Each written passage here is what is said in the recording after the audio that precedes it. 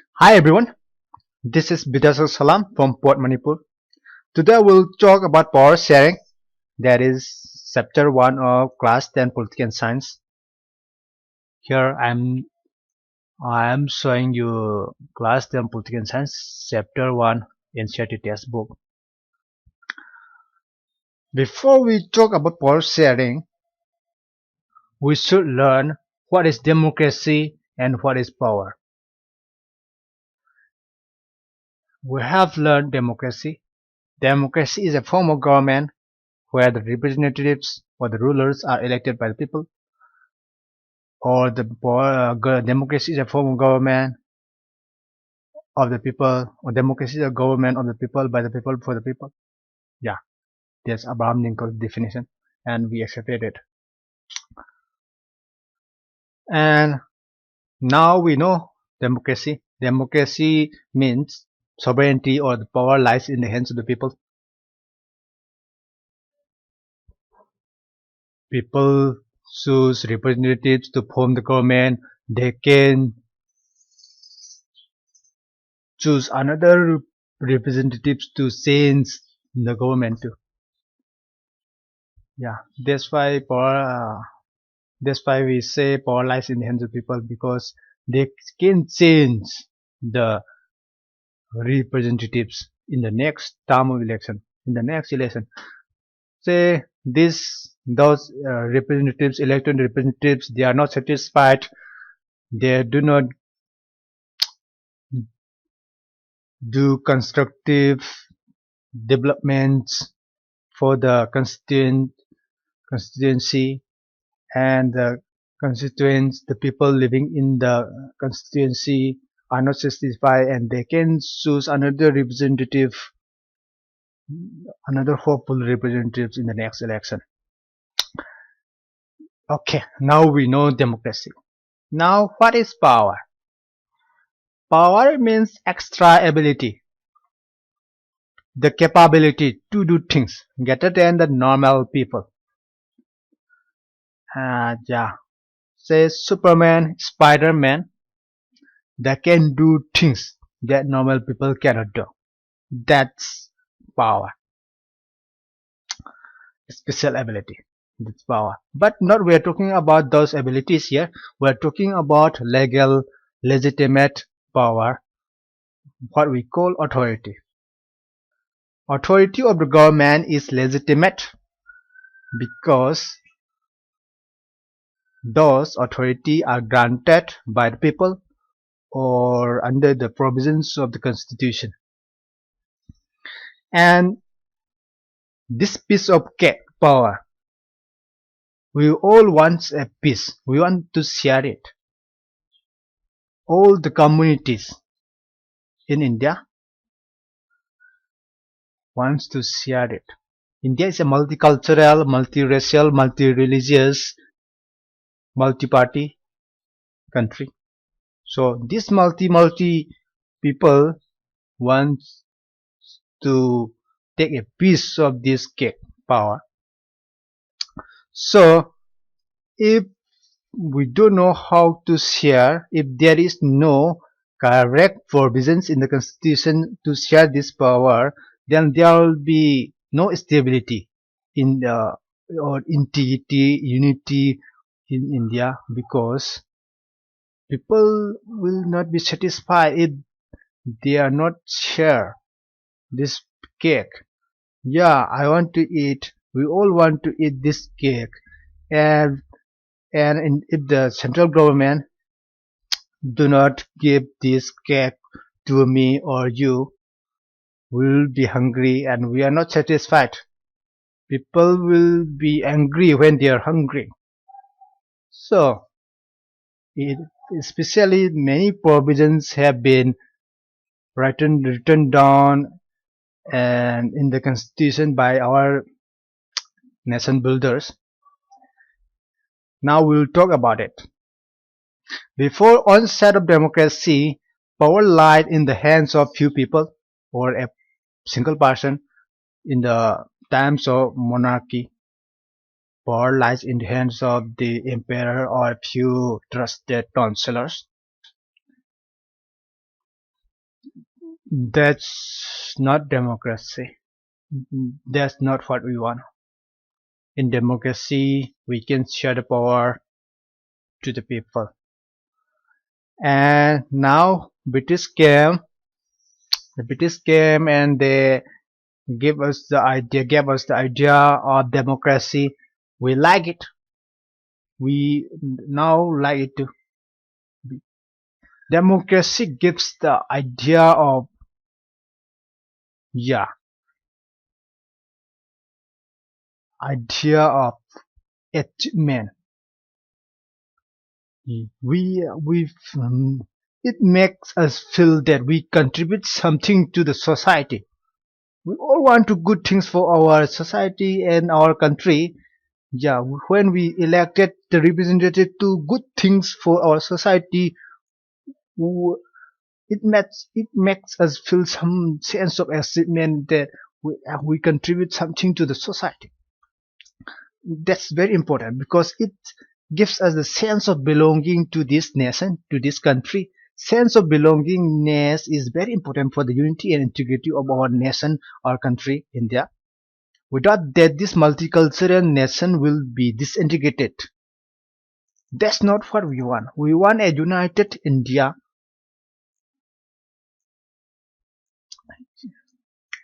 That's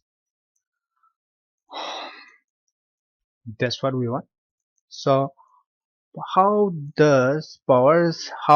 is this power shared among the people of India? That's what are we talking about here. That's the main concern here. We all know that there are three important organs of the government, namely legislature, executive, and judiciary. Legislatures, we all know that those representatives, elected representatives in the Lok Sabha, the Assembly, the Rajya Sabha, they make laws, they legislate laws, they make laws. And those executives, headed by the President and the Prime Minister's office and the Cabinet Ministers, they execute those laws, those policies. They execute it, they implement it. And judiciary? Yeah, judiciary means law, the court, Supreme Court, High Courts, District Courts, those courts. Courts, if we feel that our rights were exploited, violated, then we go to the court to complain, to register a case. We say this person or this group violated my rights, my human rights, my fundamental rights. They should compensate me or they should be punished. Say, courts interpret laws. Courts interpret laws and they judge if the laws were violated. Yeah. When we file a case, they will not immediately judge, they should be punished or they should compensate you. They will not do that.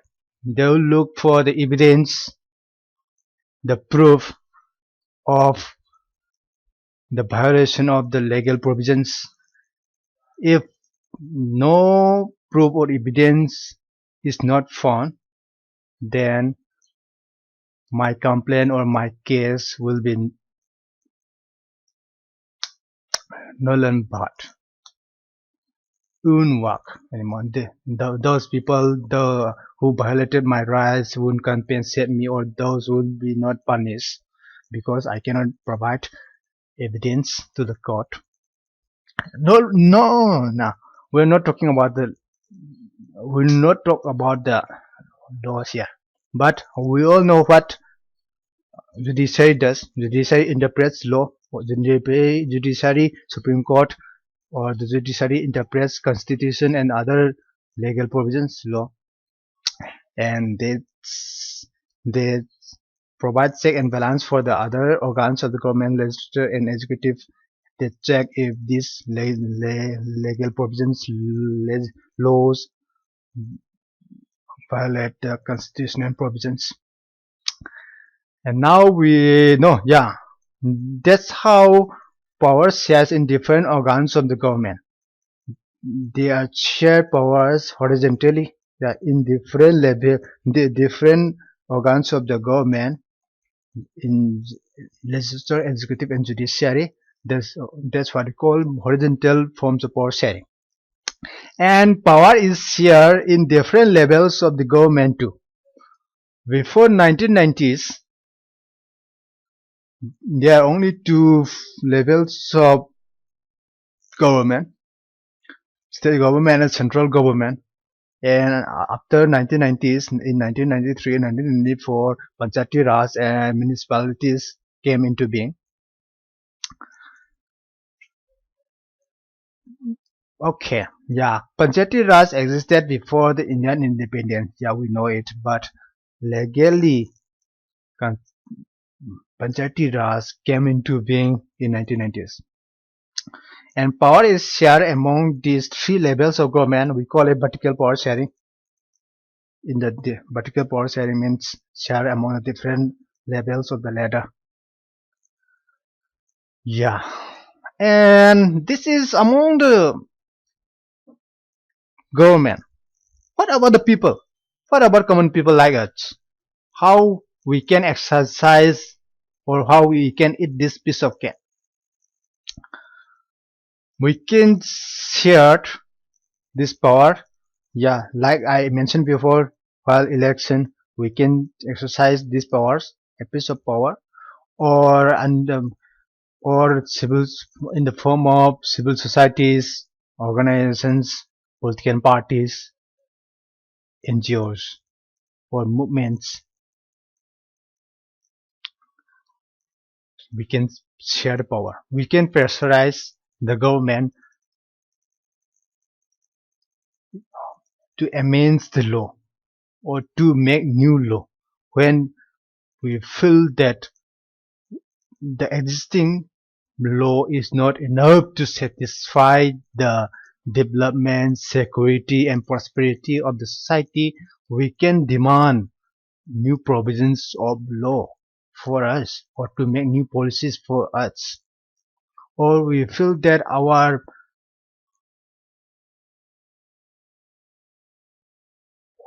we feel that existing policy or legal provisions are not properly implemented, executed.